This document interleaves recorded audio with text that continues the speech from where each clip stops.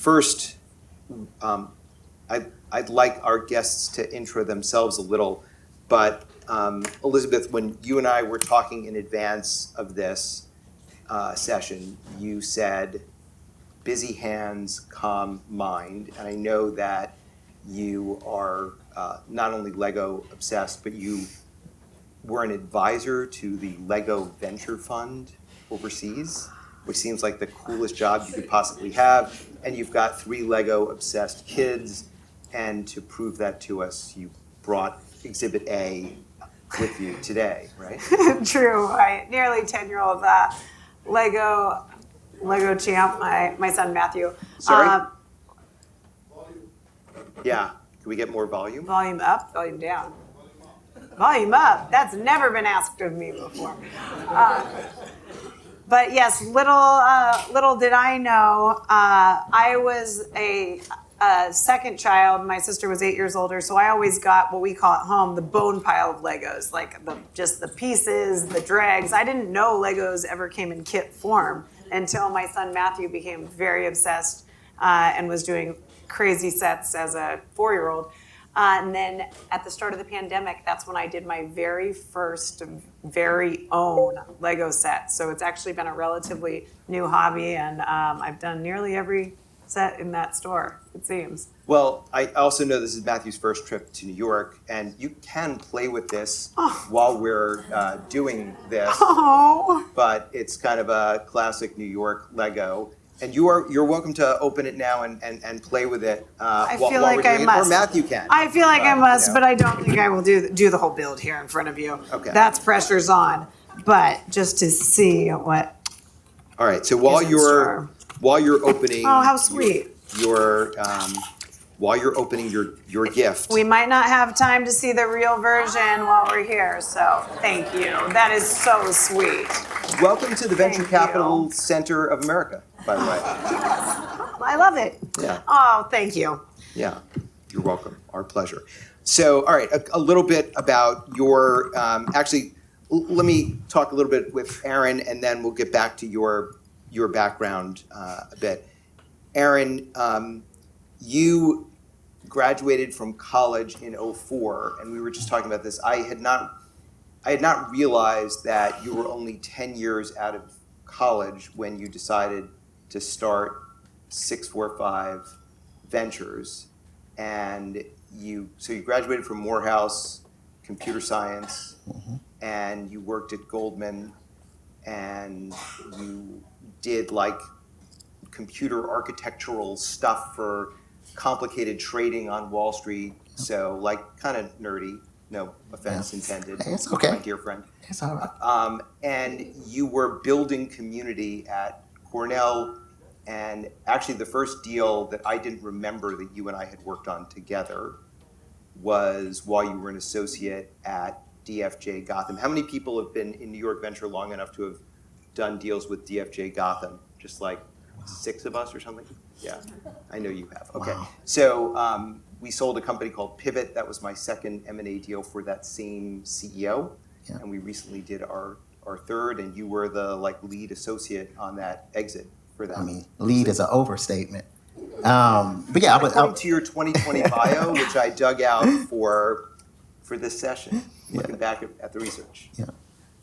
Yeah. I mean, it was an amazing time in New York ecosystem. And just before I even start, I just want to thank you for this work, right? Like just bringing together community. I saw Karen Moon, who introduced me to my co-founder, Namdi, just at events and stuff like this. And it was stuff like this that created the opportunity for me to start a fund, kind of being so early in my career. So I just thank you for continuing to do this type of work.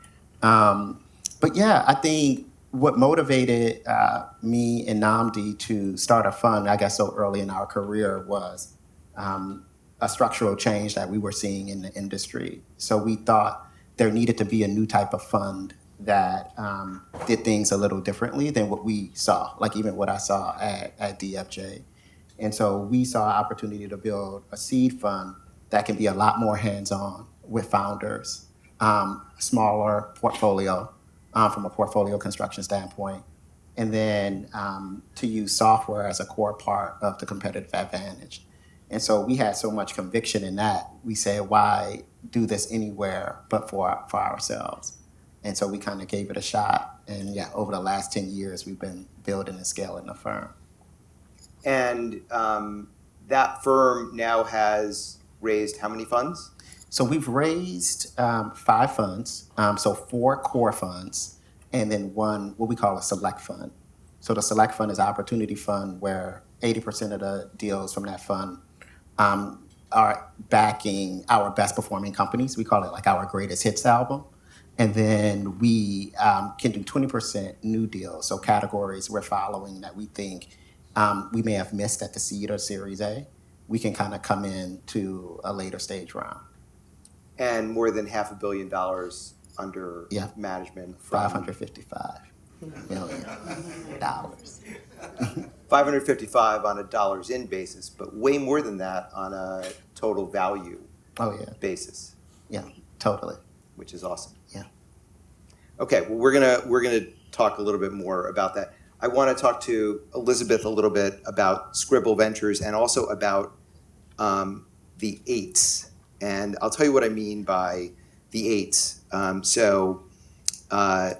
Noah at age 18, 8th grade and a national competition, and then your 1998 presidency. And I will start maybe with a question about your 1998 presidency. You were class president in 1998, class president in 1999, and student body president the following year. So it was a 3-year reign. And I just want to know, would you have honored the results of an election had you lost? I'm a little concerned about, because, term limits. Oh, God, your digging is phenomenal. Oh, I clearly won. That's a statement that you likely would not have honored the results. I had very good poster skills in those days. Yeah. Were there mail-in ballots? My campaign was strong. Okay. Yes. Okay. It stands. What about 8th grade and Noah at 18? Oh, this is so random. My first job, which is always pivotal, I knocked on the door of Noah's Bagels when I turned the age you could get your work permit. God knows why I wanted to work at a bagel shop, but that's when carbs were cool still. And I worked at Noah's for 5 years, and in fact, all through high school. You didn't even know this. No one does. I went to Stanford for undergrad and my master's. But I managed my way up from, bagel slicer to shift manager to assistant manager, and then I managed 2 stores my senior year of high school. And they tried to get me to defer Stanford to open up at Noah's Bagels on the Embarcadero in San Francisco. And my mom was a 2nd grade teacher, a single mom. She'd never made more than, $45,000 a year. And they were offering me $46,000 a year to be a manager of Noah's Bagels. And I had never thought I would make that much in my entire life. And this was right after graduating. And my mom said that I could go and open Noah's and defer Stanford. I have no idea why. I did not choose to do that. You'd be rolling in dough? So I did not do that. I pursued my Stanford degree. Who knows where I would be now? Probably still at Noah's. So that was maybe an 8 in there. Yeah, 18. So I did know about this issue, and so we actually have a common background, as I worked in a bagel shop. Oh. Not a chain, but like a Brooklyn bagel shop. I never got a permit. I'm sure that no one ever reported anything on taxes, but I did like the graveyard shift in Brooklyn in 10th grade. And also my dear friend and partner, Marie DeFalco, did in fact take several years away from, before college, managing McDonald's, and was the... 20 years. Wow, and the best things I ever learned came from that. Everything I know. Yep. Everything you know. There were like 1 or 2 things you learned at Yale Law School, I think. But mostly it was, you were valedictorian of Hamburger University. No, she was. She really was. That is Yeah. So anyway, Yes. And you have written about people being like world class and finding world class founders, and that's why the 8th grade thing comes up. And yes, Game recognizes game. No? fair. What'd you do in 8th grade? So I was a science Olympiad nerd for 6 years, all through junior high and high school. You see this theme. I was not, yes. I was the National Rube Goldberg device champion. And for those of you who don't know, Rube Goldberg are pretty awesome. In fact, that's something we watch as a family every night at home. We find the coolest Rube Goldberg devices on YouTube and we stream them to the TV, and that's our show every night. So cool. But this was in the 90s and there were no videos of this thing, but the goal was to win the national competition, to leave a golf ball freestanding on a tee, as close to but not over 2 minutes time, with as many action transfers that could happen for points within a meter by a meter cube. And I was saying to Ed, it probably fostered my current love and consistent love of hardware stores, because action transfers. There was steel wool lighting things on fire. There were Alka-Seltzer tablets dissolving and launching catapults. I still build, I love tinkering, and something we try to do with the Scribble portfolio founders, we try to find these like really weird things about them and then do content around that, because as you know, with a lot of colleagues that are in the privilege of the industry that we work in, they're really world class at their day job, but then there's some other superpower. So we try to highlight those other superpowers, but somehow building Rube Goldberg devices is very close to my heart from that. It's awesome. I think it's awesome. And you've stayed world class ever since 8th grade and probably before that. Both of you switched jobs in July of 2008, and both of you also got married at around that time. You on Wall Street, and you switched venture funds. That was a terrible time to have done that. What were you both thinking? No, what did you learn from that wonderful experience, which was probably pretty low stress? So it looks like a terrible time looking backwards. I had no idea we were in it. I was literally changing parking spots. I worked on Sandhill Road, 3000 Sandhill at Menlo Ventures. I was getting married in the summer. The institutional venture partners, IVP late stage, they had been luring me away from building 4 to move to building 2. And I didn't know, it really makes sense looking backwards that what was happening. But in that venture bubble, it felt that way at that time. And so many people now have said, wow, like you're fortunate to keep your job. I felt very insulated in the venture landscape there. And I'm surprised looking backwards now. But we were continuing to invest. We still had capital. We were in a great raise cycle. So yeah. I feel fortunate to have not known. Yeah, so I was in New York at the time. I was working at Goldman Sachs, and it was clear that the ceiling was falling, but I don't think I appreciated or understood how bad it really was. So when I was at Goldman, I was building high-frequency trading algorithms on the program trading desk. So I was working with PhDs in artificial intelligence. And there was this firm, GFI Group, that was interested in having me come over to bring the type of technology we were building in the equity space to foreign exchange option derivatives.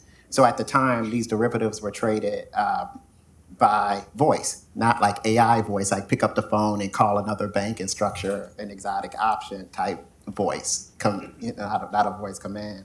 So they wanted me to design a system that would allow those trades to trade electronically over API, and I would run a team that would actually be able to do that. And so I was considering this opportunity. I thought it was interesting and challenging, and then Bear Stearns fell, and I was like, oh, that was strange. Like Bear Stearns just collapsed. But I was like, okay, let me just take this new job, because I kind of saw an opportunity to really test and push my technical skills. And then Lehman fell. And that's when I was like, oh man, hopefully I didn't make a terrible decision, because Wall Street, as we knew it back then, was kind of completely changing. Like the rules were being rewritten. Yeah. And you ended up leaving to go to Twitter from IVP. IVP had invested in Twitter, and you got there in late '09, right after Twitter raised $100 million of venture. And I know the timing really, really well, because I was, and we at Lowenstein were counsel to the investor group in that $100 million deal, which was supposed to have been kept very confidential, and it wasn't. And I was on vacation when the TechCrunch article basically did a better summary of the terms of the deal than I had done for my clients. Oh, gosh. I did send them an email saying, like, for an update on our terms, please see attached TechCrunch article, which I thought was funny. Like, you gotta have a sense of humor about this stuff. But the deal, we worked round the clock, the deal closed, and we knew that they were gonna use the capital to hire amazing talent away from Noah's Bagels. Exactly, a high And price you then. got there soon after that deal closed, right? Yes, Twitter was roughly 50 people at the time. And I say I got a little try before you buy in some ways, and even connected to the Scribble story and my husband, Kevin. But I had, so I was at IBP investing in later stage things at that point, but you know these circles, and a huge thanks to doing things like this, where I say you upload your resume to a job site once, and you never again will have to do that. Your next job will be connected by somebody that you're in a room like this, or somebody like Ed, and I so deeply believe in that. And I was at that point where I'd gotten to know people in the ecosystem, and a friend of mine had gone over really early at Twitter to essentially be a glorified EA, but took a bet there. And she'd mentioned to me while we were on a run, she said, oh, they need somebody to start their analytics team on the engineering side. And I was already married to my husband, Kevin, at the time. And he was in some startup that was not going anywhere. And I was having so much fun in these venture circles. And I said, hey, this little company, Twitter, needs somebody to start their analytics team. And he interviewed with Evan Biz, and got the offer on the spot. And then he started his journey there. He ultimately ran a product at Twitter for roughly 7 years. But he started, and I started realizing how much fun Twitter was. There were no badges on the doors at that time. You could come to the company all hands and play ping pong just because it happened to be Friday. So I found myself working out of the Twitter space. And Ron Conway was always hanging around the halls. And it was actually Ron who came in one day, and I'd already planned the Twitter summer barbecue just as a wife. And Ron said to me, he's like, if you're taking up space in this conference room, we're going to put you to work. And so I started doing things on the side. And when Dick Costello joined as the COO, he ultimately hired me to start the corp dev team, because at that point, if you remember, we now, not now, but formerly known as Twitter, the Twitter app. That was the Wild West of the Twitter days. There was no Twitter Blue app. It was Twitterific and Tweety. So finally, having the capacity with a very small budget to come in, and what do we want to acquire at the time, and then that was the first really business role there. So it was all M&A, business development. The first day on the job, I found myself on the phone with Jeff Bezos because Amazon wanted to figure out their Twitter strategy. It was just a fun time. So was there through hypergrowth from roughly 50 to 2,500 people. And another thing that really shaped the way I look at the tech world, and even how we help some of our Scribble companies today. And scaling's hard. And you and Kevin started angel investing. Before you started Scribble, you made something like 100 angel investments, and a couple of the companies that you invested in seem to have done, as an angel, seem to have done reasonably well. There's a company called, is it SpaceX? No, SpaceX. Yeah. Coinbase, Slack, Figma, a bunch of amazing companies that have attained enormous valuations. And there is a dramatic difference between the way you came into starting a venture fund and the way Aaron and Nnamdi came into starting a venture fund. Aaron and Nnamdi have talked about trying to build a software operating system on which to construct a venture fund, and you had this angel portfolio, they were in New York and came off of Wall Street and Insight, which is a major growth equity and venture, but really growth equity firm here. And you talked about Sand Hill Road.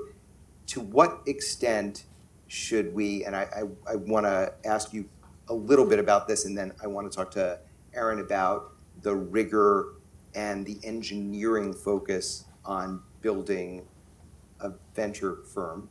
To what extent should we think of your launch of Scribble, through which you have now raised 3 or 4 funds, depending on what's public, as the continuation of your sort of family office of 100 plus amazing angel investments? Well, thank you. I think you can see by my background, I like to tinker along the way and do. I think the way I learn is doing, and I need to be right in it. I think that's indicative of our angel portfolio. It was accidental. It was backing the people that are spinning out of things that sound interesting, or it was throwing a tiny check at something you think is a really big market and kind of cool, or an engineer that was starting something that you worked with at Twitter. And Kevin and I barely talked about these things at the dinner table. It was just these people that you find in the way you craft the fabric of your life. It was the people coming over for lunch, the people I would go on a run with. And it was just that crew. And I think we did do a look back, and 24 of the 100 are unicorns. But that was just investing in your friends. We were not doing this by design. It sounds a lot smarter than it was, but it was the trying and doing, and that's the way I really make things real. So, and from that, I was able to do that continuously. I went from Twitter to Andreessen Horowitz to a firm called 137, and then before starting Scribble. But throughout that time, we're able to write these small checks. And really, I was terrified that I'd never send our 3 kids to school if we kept investing these little bits, because there was, it's not endless. I do not have a family office, though you worded that nicely. This was really just on the side. And when I had finally quit, and it was the start of the pandemic, and I was like, what do I love doing? What am I best armed to do? What do I do when I'm on vacation? What do I do when I'm on maternity leave? What do I do just because I do it? And that was really that active investing in people that make up this fabric of your life in really interesting areas and with great ideas. And that's why Scribble was born. And I didn't want to sell Girl Scout cookies, so I never wanted to raise a fund because I hate asking people for money. But when you really have the conviction that what you're doing is working, but you want to do it at a little bit larger of a scale, you push to ask some people for money, and that's how Scribble 1 came to be. And thank you. We count you as a early backer and LP and strong supporter of Scribble. But it was people like that say you're not crazy, you are doing something fun. And now we hope to, I'm terrified of letting you down. So why we returned a quarter of the fund in 3 years and trying to set some good milestone markers too. Yeah, so people sometimes ask, how do you choose the speakers for these events? And in this particular case, both of these speakers have actually returned meaningful cash to me as an LP in their funds, and I feel like that's a really nice thing.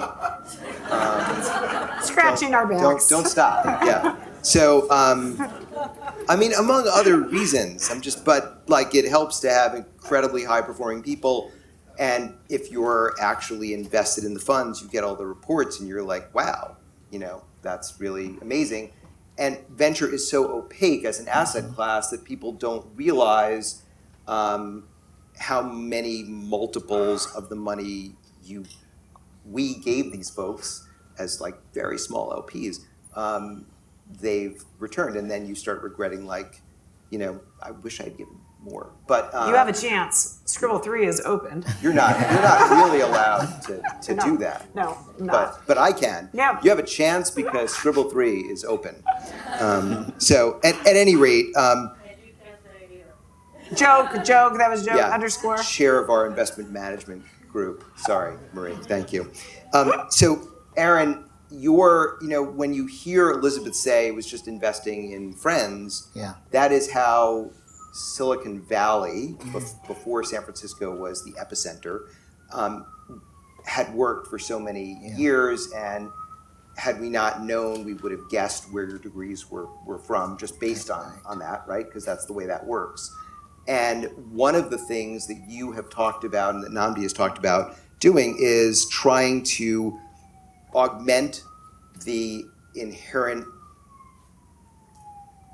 closed system of venture capital's network. And so what you provide in your LP reports, you provide where deal flow is coming from and the signal to noise ratio of that deal flow. I won't disclose the numbers or anything, but you have an outbound calling program, and I think we're the first firm to set up an outbound calling program for seed and pre-seed investing, which is amazingly innovative. And I know that some really smart people thought, great idea, are you the people to do it? Yep. And I'd love to hear your thoughts on that. But it's a very different approach to venture than Scribble. There are many ways to get to success, as the two of you have. That's right. And I think when we started 645, that was the exact opportunity we were cluing in on, is that if you look at all of the alternative assets, hedge funds, private equity, et cetera, all of them are kind of quite institutionalized. We saw venture as the final frontier. We thought that this asset class will too become a lot more institutional. And the reason we thought the asset class would become institutional is because at the time when we started it, it was around 2014, there were these major structural changes that were happening that would break down the early days of venture, which is kind of primarily in Silicon Valley, Boston, and somewhat in New York. And what was breaking that down was reduced complexity to code. So it was becoming easier and easier to build software. It was becoming cheaper and cheaper to build software. And then distribution was becoming more fluid, meaning in 2008, the iPhone came out. By 2012, 2014, it was mass proliferation. And therefore, a software engineer can push a software product to a human in real time. A software engineer could push a product to a corporation through the cloud. And so that the cost of that going down, the fluency of software engineers pushing that software in the reduced complexity, we thought would increase the volume of startup formation, or what we call startup experimentation, where Silicon Valley had like a stronghold on that type of rapid experimentation. But in the future, this was in 2014, people kind of didn't believe this would happen, but we thought startup formation would happen everywhere. And you were seeing it, like in Florida, there was Chewy, billion-dollar company, right? In Utah, there was Qualtrics, billion-dollar company. And so what we started to say was that traditional venture capital sourcing is geographically constrained based on where you went to school, where you worked, and where you lived.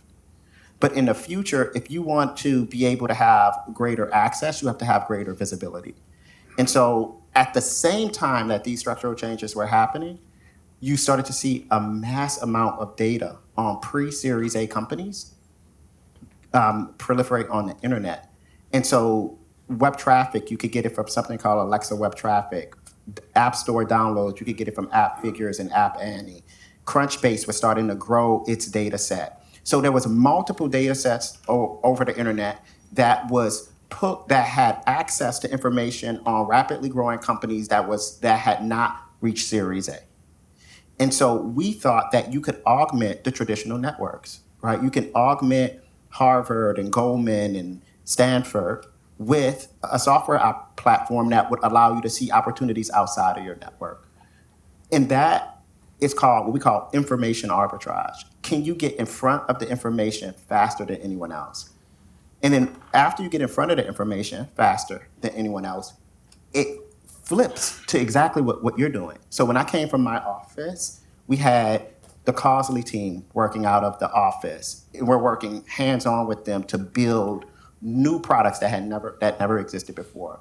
We had our ECL team working in the office today, like very hands-on. So we didn't believe that you could completely avoid the relationship-driven nature of the business and the kind of product visionary nature of being able to see what didn't exist, but you could potentially see opportunities that you would not otherwise see if you could create something that would bring those opportunities in. And so that is kind of what we saw. And we pitched this to about 200 people, and everybody said no. Everybody said no. And so we said, okay, we have to build a proof of concept fund to demonstrate this is real. So we raised a small proof of concept fund. And I think we were talking about this recently, that it took 18 months to raise that fund. In that period, we invested in a company that sold 11 months after we invested to Google. So we sent money back to LPs even before we closed the first fund. That's a pro So, move. Right. so, my wife Betsy is sitting there smiling, and Betsy also co-founded First Close Partners with me. So we invested in 2014 in your first closing. That's right. And we got the email not even a year later saying we've had an exit. As I recall, it was 7% of the fund at the time, and you were like, we could send you back the money, but wouldn't you like to double down on our fund? I will never forget that email, and I was like, I freaking love this guy. And I can't know who told us to do that. And we did double down. Know who told us to do that?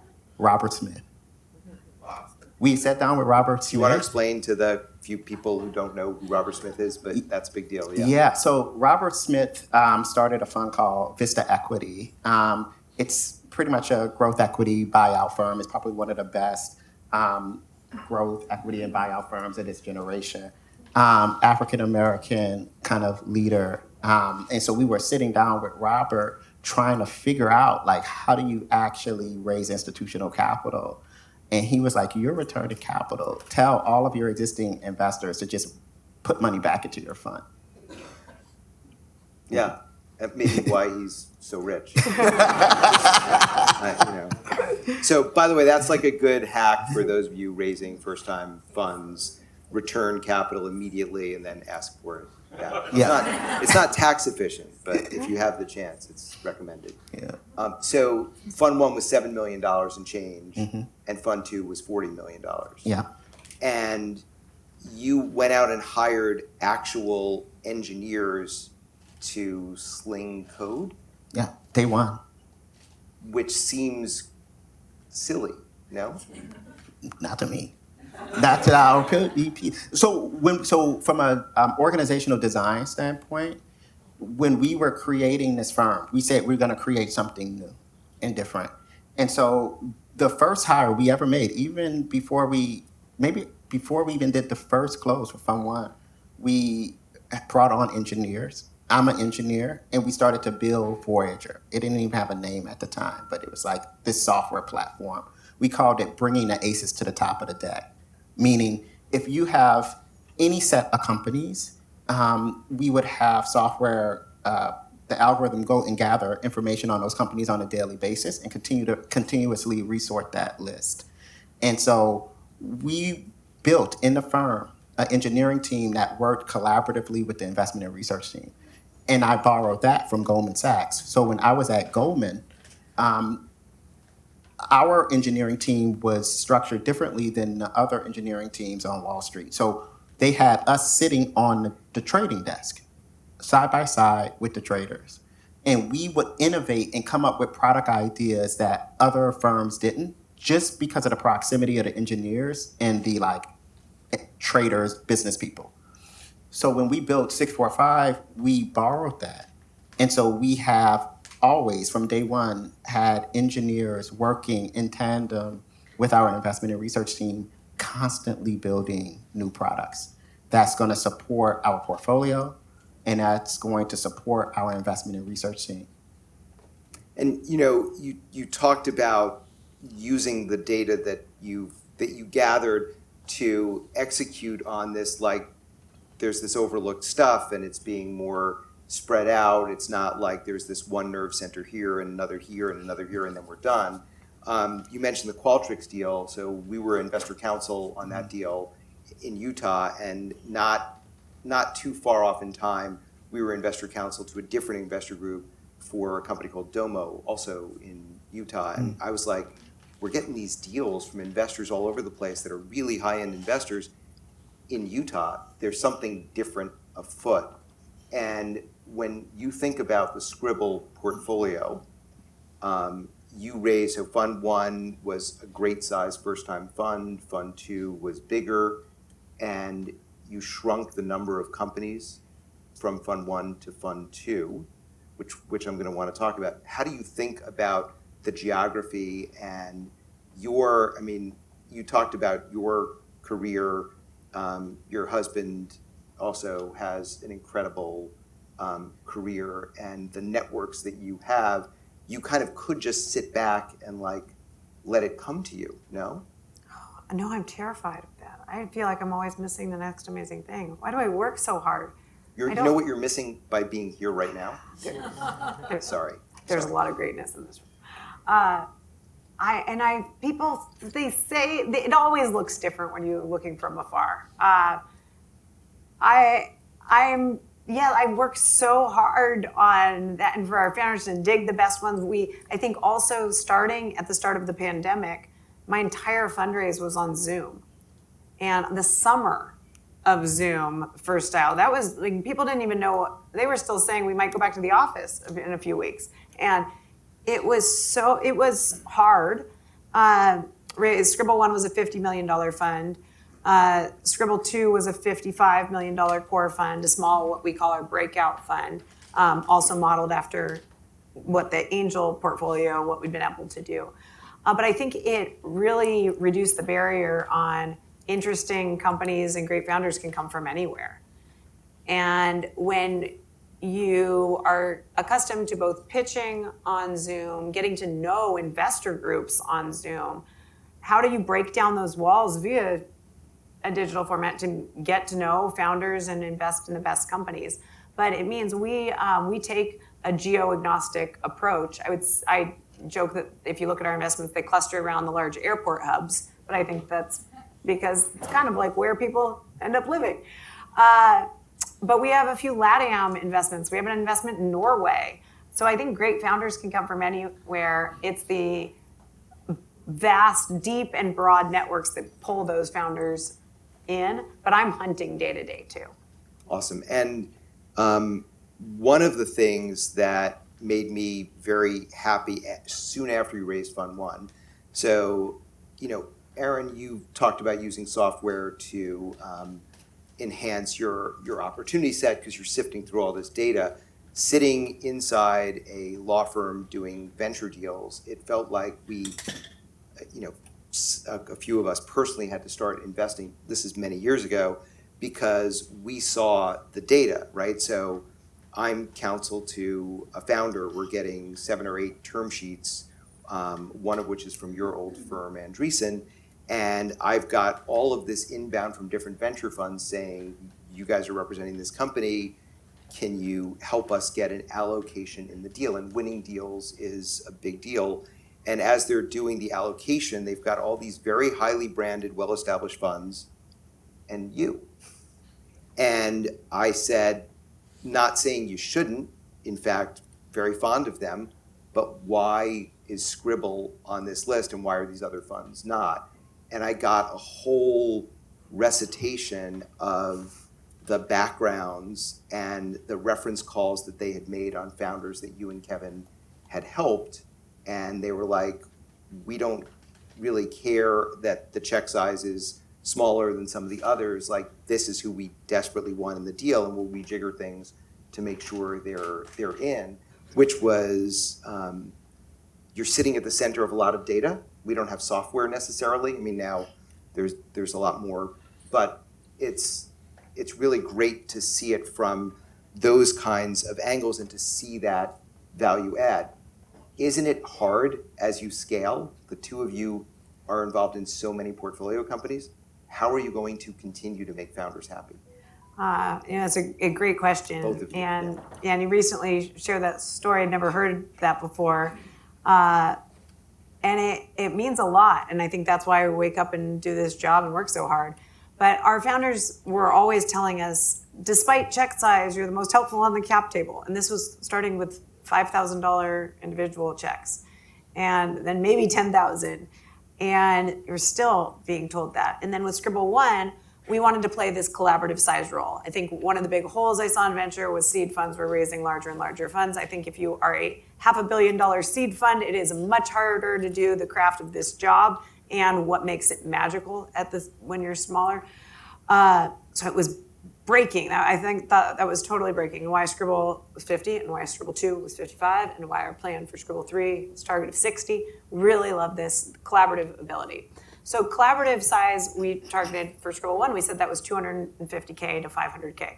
So we were looking at deals. Some of them were in inception stage, first look. We could have taken $1 million too if we wanted to. And our founders continuously said, despite check size, you're the most helpful on the cap table. So with Scribble 2, and now and beyond, we say our collaborative size check is roughly 750K to $1.5 million. We don't want to have to be sharp elbowed. We'd want to do a collaborative investment with 645, be able to call them, have you call us for the superpowers that we're known for. And I think that is ultimately going to lead to larger returns and better companies too. But so that changed the number, but it didn't really change the portfolio construction. And as you've probably heard the old adage, your fund size is your fund strategy. So the same approach, and that's what we want to continue to do.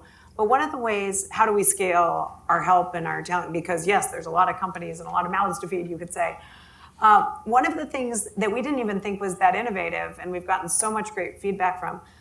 So Team Scribble and our founder team, one-on-one, after we make a new investment, we start a WhatsApp thread with the founders and Team Scribble. And our founders now tell us they have Scribble in their pocket. And at first I thought, oh my goodness, like if we have, say, 40 companies and another 40 companies, and then I'm gonna have over 100 WhatsApp threads going on. But instead, it means they know what we can help with. But it means they have us in their pocket and we can unlock the little thing. Hey, have you ever worked with this person at Meta? Or would you be willing to hop on the phone and call this candidate and close them? And, can we do a product deep dive? Or we're going to be fundraising for our next round of funding. Can we get time to do a round construction boot camp? And it's meant we're top of mind, but we can help in these bite-sized versions of helping. And that's something that is really helping scale over time too, but staying top of mind when it most matters. Big and little things. Yeah. When we were getting started, another thing that was contrarian that we were talking about was that the sample size for the number of companies that were being started was growing. And so you would think one would want to invest in more companies, right? So before kind of this shift was happening where there was startup acceleration, you had seed stage portfolios of like 100, 200 plus companies. And if you had 100, 200 plus companies in a market where not as many founders were starting companies, your likelihood of being an Uber was higher. But in the future, because more and more founders are starting, it's hard to actually allow the probability to be in your favor. So what we said was we would have a smaller portfolio, right? So every fund would be around 30 companies. And so because of a smaller portfolio, we would be able to create an institutionalized approach to creating value for portfolio companies. That has become what we call our success team. So our success team works closely with our portfolio companies on customer acquisition. And so we have built these micro networks that we call product discovery and feedback networks that will work with our portfolio companies to become early adopters, as an example. And so we have a team member who manages those networks and works with our portfolio companies that are looking for early adopters or early customers to prove that their products can scale, and we're actively facilitating those introductions. We have a person who is also focused on talent acquisition. So she will get the JDs of kind of the top talent that we need to pull into the company and work with them over it's a confined period of time, like a month or 2 months, to help them see 25, 50, or 75 candidates. and help them build a system of recruiting top talent. And once that system is up and running, we can step back, right? And so those are just kind of two examples of the many different things that our success team does. And we're able to be quite helpful to our portfolio because we keep the portfolio size to a minimum. And then we've also grown the team. So our team, we have 21 people on the team right now, 8 of which are on our investment and research team, as an example. And we're not hogging management fee. Like, we're building a firm and bringing people in to work with us, to work with these companies to grow and scale. And so that's kind of been our approach to being active investors at the early stage, which we think is, to your point, a competitive advantage. Like, your fund size, your portfolio size can actually be used to your advantage. But that, at the time when we started 645, was very counterintuitive because the idea of seed was like spray and pray. And so we went against that. We said, no, let's go smaller and more helpful. But then they're like, okay, but venture follows the power law distribution. How can you be sure you're going to have a $1 billion company if you're going to have a smaller portfolio, right? And so we just thought we would be better investors. We would be prepared minds. We would be able to identify the best teams who are going after a certain category. And we would have to work harder to generate those types of results. And when you think about the success team and when you think about the help that you're providing, how are you helping your companies today that are not AI raise a new round? What guidance are you giving them on how to go about a fundraise, and how are you managing their expectations in a market that is still very jittery? Yeah. So when you become a portfolio company at 645, you go through an onboarding process. And within that onboarding process, this is kind of soon after investment, we do something called future mapping, where we try to understand what is the necessary future state of your company that can attract your next round of growth equity. And so we're working with our companies on their next round immediately after investment in the current round. So we're not like waiting until they're like 3 to 6 months away from a fundraise and let's say, okay, like, will this be viable? From day one, we're actively working with them. We're introducing them to who their next investor could be very shortly after our current investment, just so that the relationship is there and the expectations are clear around what has to be done to get to the next round. The unfortunate reality is that not all companies will get there, right? And so we have to kind of coach and help founders navigate through very, very kind of difficult times, especially now, right? And so we have preemptively seen that some companies' growth would not likely get to the next round, and we would have to think about, well, how might we restructure the organization? And how can we kind of help them with that and help them kind of get over the fear and of kind of making these types of very difficult decisions. So we're not only there like in the like fun hyper growth like Andreessen is doing the next round, but also like how do we manage during difficult times. And we do something similar with usually are doing what we call our fundraising boot camp, and that can be with either a group or one-on-one. But I think having, I've had roughly 20 years now somehow in the venture landscape, but again, to the network and keeping those contacts warm, knowing what type of investments other funds like.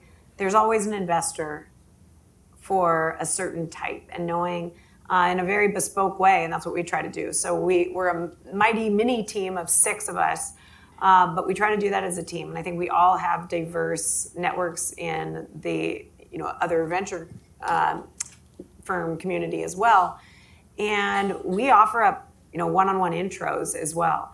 And I think we also sit and do that mapping of what are our planned metrics for next milestone. what knee of the curve are we trying to hit, and how little capital or at what perfect size amount of capital do we anticipate to getting to that point in time, and then really helping broker those introductions.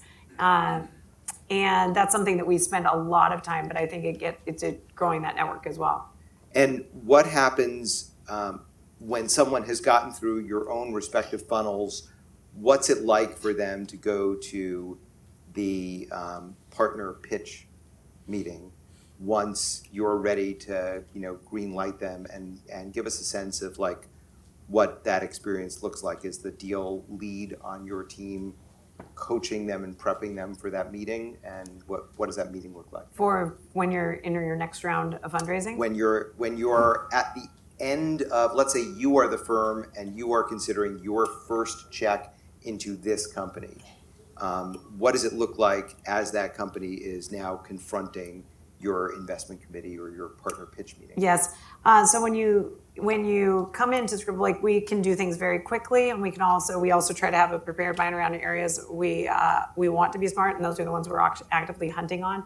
But then, as you know, this environment and great companies have some pace to them often as well. And there has been a time we stay very connected as a team, just day to day, even via WhatsApp, where somebody might just take a meeting in the morning and like it enough, I'll hop on around lunchtime. We'll have one more. There's 3 of us on the investment team, John, Kevin, and myself. And then we will make a decision as a team that night and present a term sheet. So we can move very, very quickly. So they're not actually pitching the whole committee? Typically, they're not pitching 3 of us at once with the goal of getting to consensus. Something that I preach is consensus doesn't see around corners. I think our best returning companies, there's been somebody that's like called the total no way, or I see conviction, I have conviction in this, I see something weird, it's gonna work.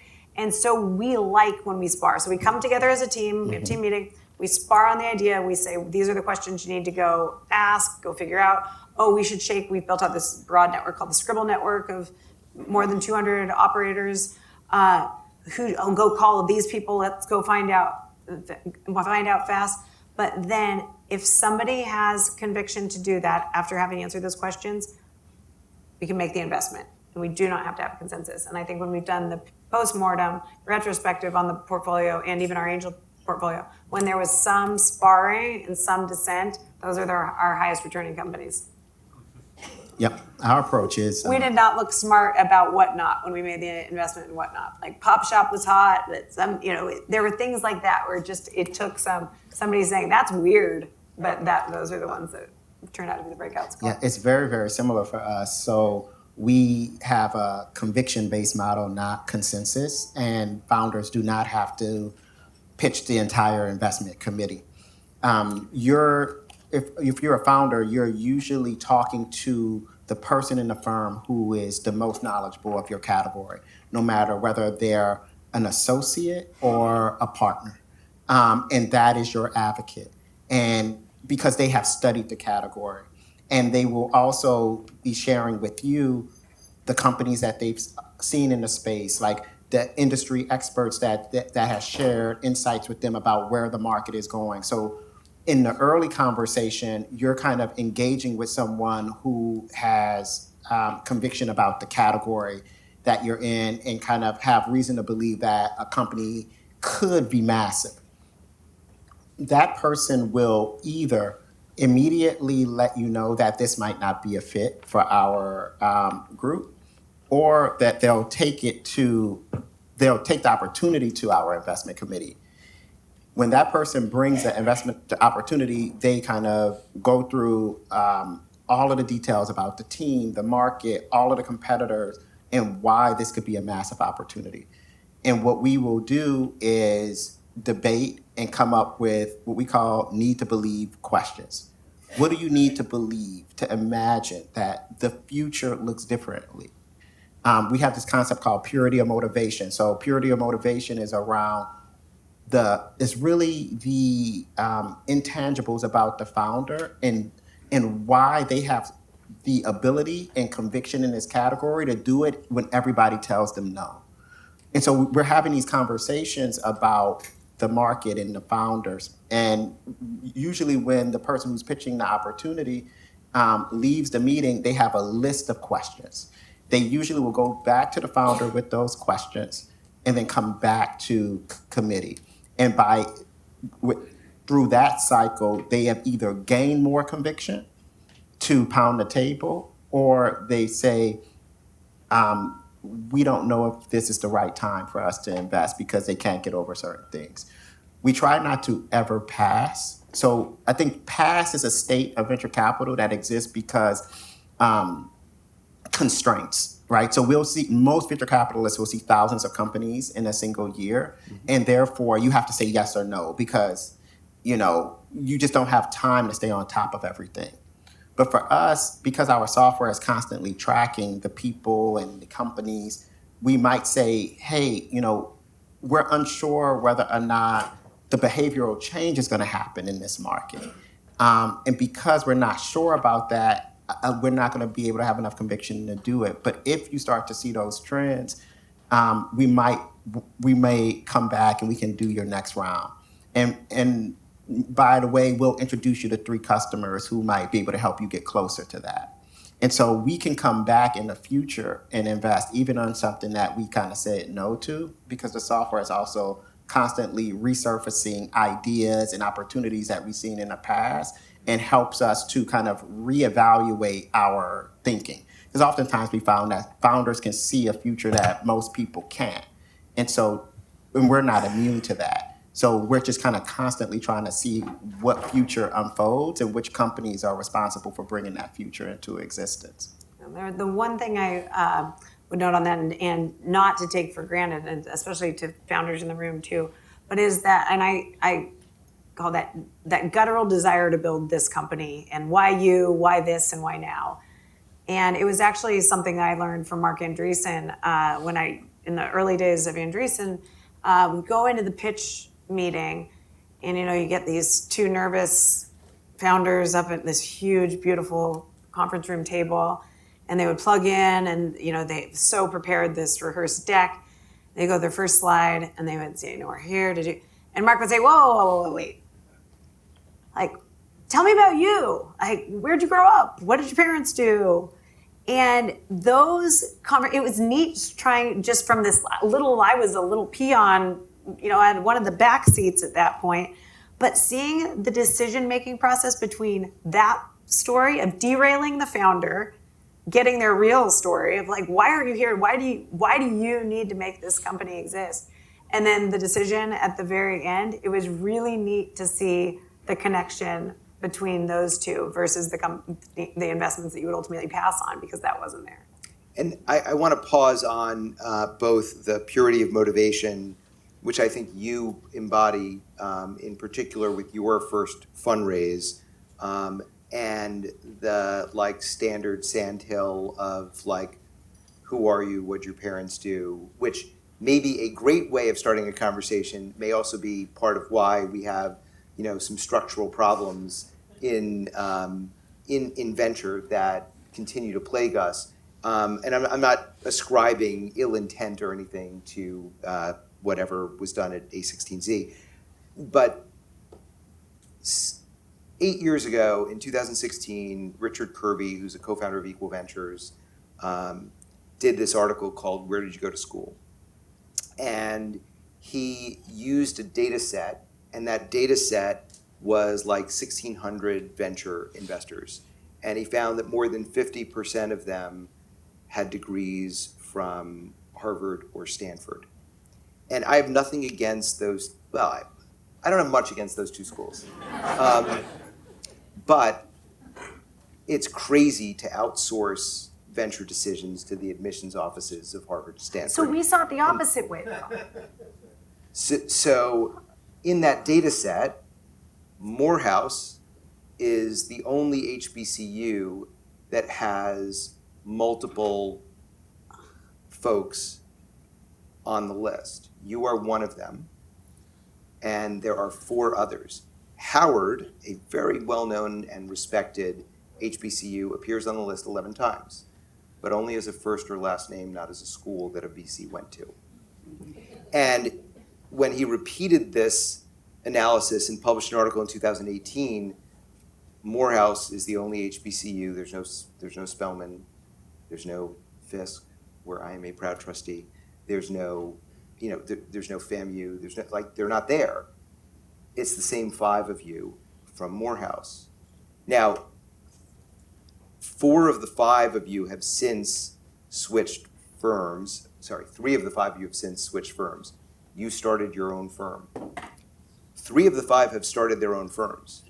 My thesis on why is because we have not seen a wave of transitioning ownership of venture capital firms from people who look like this to people who don't. And we do need to. And part of and I know that Andreessen has actually done some great stuff in DEI, but part of what's so amazing about 10 years out of school, out of college, you were thinking, let's build a firm, not a fund, and let's hire engineers because we're building software to be the operating platform of this firm. You were building for the future, and it's a different kind of approach. You both work with a lot of firms. How often are you seeing people who are taking this kind of purposeful approach, and how often are you ending up in the same deals? Because I do think you're going to end, it's just, there are so many ways to get to success. Very, very true. And I think by being diverse, you see diverse opportunities. And, we do a look back of counting it. More than 50% of our investments are founding teams with diversity. The founders are. And I think that's, it's not by design. We're not hunting for those, but it is by being diverse, we're investing in diverse companies. But I don't know, to defend or to describe more, I was less thinking the university when I said, where does this this founder come from? The investment I was actually clearly thinking of, that person had done collections as their first job, and they were building a company in the fintech space. And it was hearing that they'd had to go door to door trying to collect, and why this tool ultimately was invested in. So it was less about what's your pedigree, what were the careers your parents had, but more what was that upbringing that made you be the right person to start this company. So I've got to defend myself there. But on the diverse, we do not have that as a mandate, but I think that's why I am such a believer in getting more capital into the hands of people that are diverse, because these are the people in our networks, and we're not trying to find these people. I think, I don't even realize I'm talking to more women than the average investor, or diverse teams. I think we're more approachable in a lot of ways. I think you're just more diverse in the circles that you run in. And I think we can make just as phenomenal of investment decisions. So I very deeply believe that's why we need more capital to do just that too. Yeah. When I saw that stat, wasn't very surprised, right? Because if you look across different industries and grad schools, you usually have a large concentration of Black men, right? So if you think about Wall Street, you have, Willie Woods from ICB, he's a Morehouse grad. You have Vern Perry, who's very senior at Blackstone. And it's just kind of across the board, particularly in finance. Even when I went to business school at Cornell, every top business school, not only that year, but the year before and the year after, all had Morehouse men. So I do think there's a thing that Morehouse does that transforms Black men and what we know we're capable of. Now, your point is well taken. There's only so many kind of slots, right? Particularly at the decision-making level. But there's so much Black male and Black female talent that the industry is starving of this type of talent. And the talent knows what it's capable of. Now, when I came out of business school, I interviewed at all of the top firms. They all said no, including Andreessen Horowitz. But all of them, everyone, I stayed in touch with Scott. Doug Leone at Sequoia, Ben Horowitz, Howard Morgan, and majority of them actually invested in the first fund alongside you, Ed, because they kind of can recognize talent, even if the slots were limited. So I actually believe that that moment was a blessing for me, right? I would much rather prefer running 645 than being a partner at Sequoia, right? And what I'm excited about is the young brothers that are coming up next and the young sisters that are coming up next because they're even more talented than we are, right? Because in the post-George Floyd era, there's more opportunity to get experience. There's more opportunity to get like check writing. So I'm quite excited about what the future looks like for Black women and men in venture capital, particularly at the GP level. Yeah, and I also do want to say, so I see that door having opened, and it is going to be a permanent change. The founding team, where I said that they made a point of like, we're going to do whatever we can to get Scribble in the deal, and they did, was a Black founder and a Latin founder. Yeah. And I know who you are and what your record on DEI is, and that's like part of why we wanted to be part from Fund One, forward. I also saw in looking at this that, in wearing my First Close Partners hat, where we invest in underrepresented, owned and operated venture firms, venture funds, we have 100% market share of all of the people who were on that 2016, 2018 Morehouse list who started their own funds. We're in all 3 of them.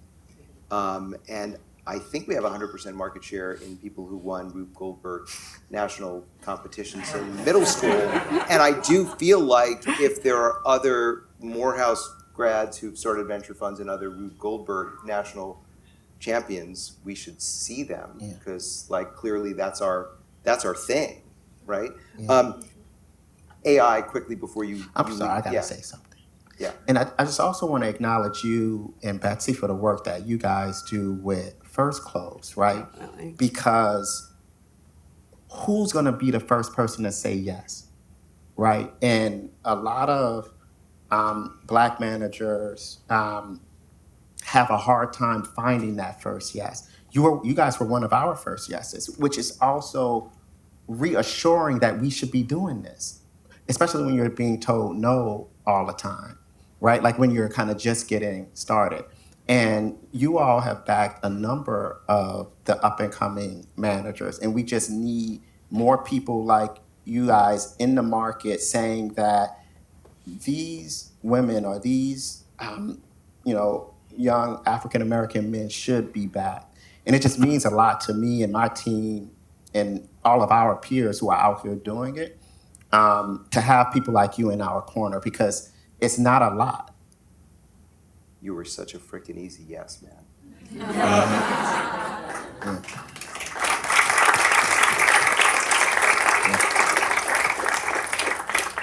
All right, last word, AI, we promised. You wrote about it's the adjacencies that are exciting, and you wrote about price inefficiencies or valuation inefficiencies.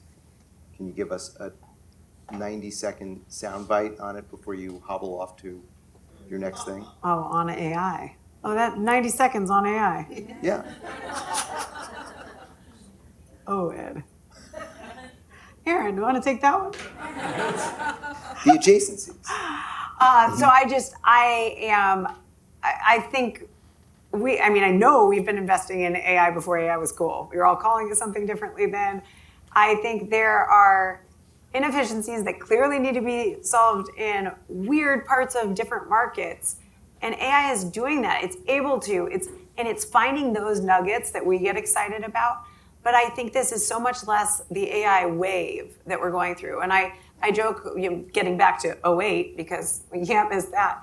But 2008, I don't know how many of you recall, there were world-class venture firms that were raising mobile-first and mobile-only funds. Full funds. They're $500 million, $500 million for just mobile. And mobile is going to permeate everything we do. I think AI permeate everything we do. And it's taking that look versus we need to be looking at just these AI deals. So actually, like we've been picky, but we've been making investments along the way. So it's less about being picky. It's just like look at the same pillars that we invest behind and do that continuously over time. So I'm very excited to buy it, but I am not in as much of a, oh my God, stop everything and raise an AI only fund. Because it's going to permeate everything we do. Yeah. Let me see if I can say it. I'm going to try my best to say this quickly.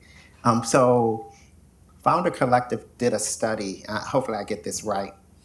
Effectively, what they were showing is that in the moment where you're in a hype cycle, right, where the masses are familiar with the technology, AI, crypto, mobile, like it happens over and over again.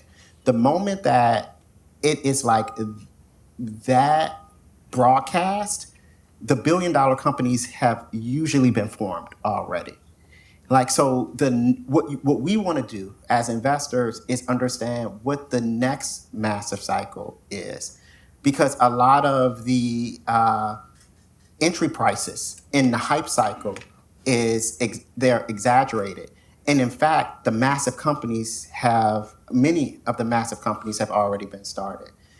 So it doesn't mean that we won't invest in AI companies, but we're usually looking for something really differentiated.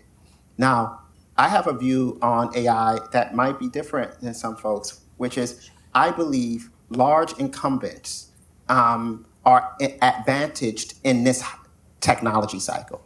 So historically, digital media came out, they disrupted like camera companies, right? Social media disrupted like newspapers.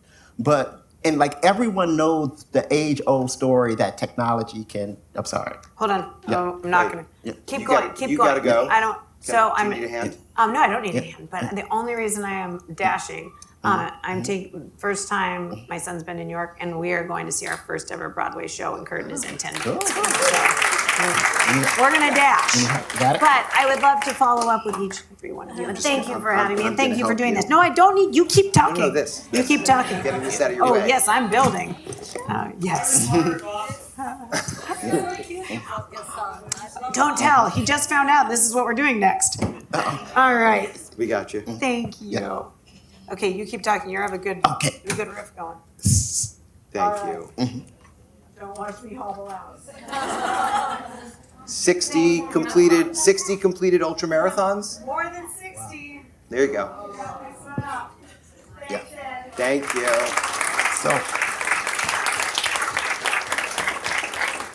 So let's see. So long story short, I think the large corporate incumbents have learned their lesson over the last couple of decades around how not to be disrupted by massive technology waves. In fact, in this technology wave, they are more advantaged than ever before because they have distribution, so the consumers that use the product, and then data sets that can kind of feed an LLM that can really give a real competitive advantage. So these types of corporations and governments, I think, are going to be some of the earliest massive winners in the AI space outside of the infrastructure enablers like Mistral AI, OpenAI, Perplexity, et cetera. Like, I think now that those companies have opened up the market, I believe you're going to see companies like Microsoft become quite dominant in the enterprise as it relates to enterprise adoption of AI. It doesn't mean that to us, new early stage startups can't win, but I don't think you're going to see victory as easy as we saw in the mobile wave. So I'll stop there. I have a lot of thoughts around AI. We are investing in AI, but I kind of think this time period is gonna play out differently than we've seen other technology waves, such as like the internet, mobile, crypto, et cetera. Terrific. We're going to end there. I want to thank all of you for being here, and I want to thank again the Lowenstein team for putting all of this together. We do have breakouts here, and there are folks in the hall, including Brittany, who will help you figure out which breakouts to go to. There are 3 of them. Thank you all for being here, and we'll see you again really soon. Thank you, Aaron.